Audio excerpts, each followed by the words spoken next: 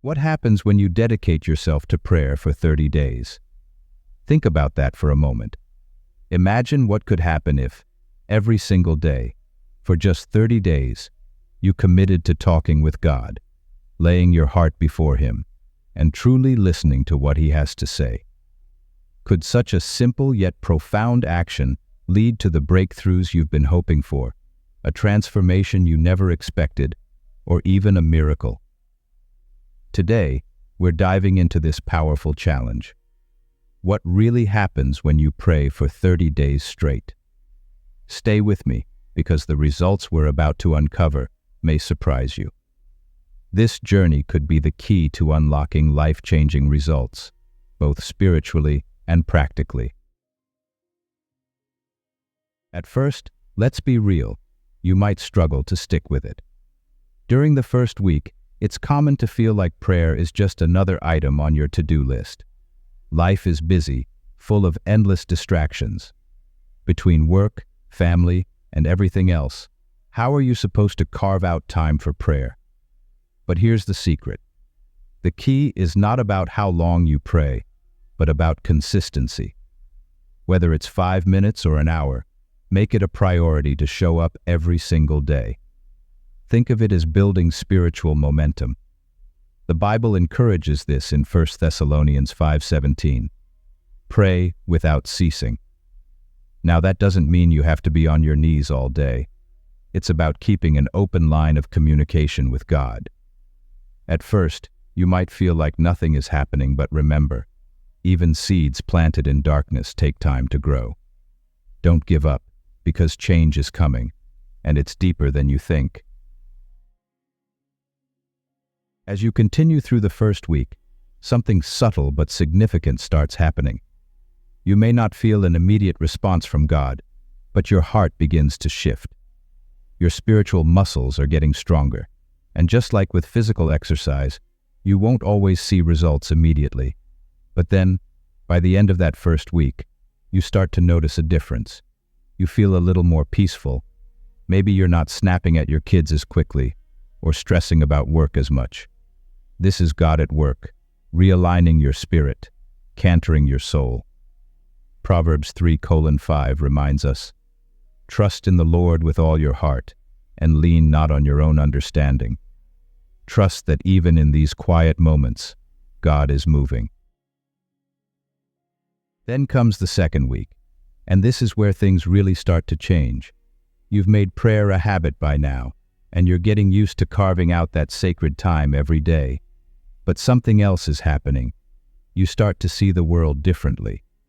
Problems that once seemed overwhelming don't feel as heavy anymore. You begin to feel more connected to God's presence, not just in prayer, but throughout your day. You may start to recognize how God is speaking to you through everyday moments, through the kindness of a stranger, a verse that jumps out at you from the Bible, or a sudden sense of peace in the middle of chaos. Philippians 4:6-7 comes alive during this stage. Do not be anxious about anything, but in every situation, by prayer and petition, with thanksgiving, present your requests to God. And the peace of God, which transcends all understanding, will guard your hearts and your minds in Christ Jesus. By the third week, many people describe experiencing what can only be called a breakthrough. This doesn't necessarily mean that your external circumstances have changed, but your internal world certainly has. You start praying not just for things you want or need, but for God's will to be done in your life. You begin to surrender control, trusting that God's plan is far greater than anything you could imagine for yourself. It's during this time that the weight you've been carrying starts to lift. Maybe you've been praying for healing, for financial provision, or for a relationship to be restored. While you may not see immediate answers, what you do experience is a profound sense of peace. You understand that God is working behind the scenes, orchestrating everything for your good. Isaiah 40:31 reminds us, "But those who wait on the Lord shall renew their strength. They shall mount up with wings like eagles. They shall run and not be weary. They shall walk and not faint. Your faith is being renewed, and your heart is being transformed. By the fourth and final week, prayer has become more than a habit. It's now a part of who you are. You've developed a deep, unshakable trust in God. You've probably seen some prayers answered, but even more than that, you've been changed. You've grown in patience, in understanding, and in love for God and others. You've experienced firsthand that prayer is not about getting God to do what you want. It's about aligning your heart with His will. John 15:7 says, "If you remain in me and my words remain in you, ask whatever you wish, and it will be done for you." You begin to understand that the true power of prayer is not in the asking, but in the transformation that happens within you. But it doesn't stop there.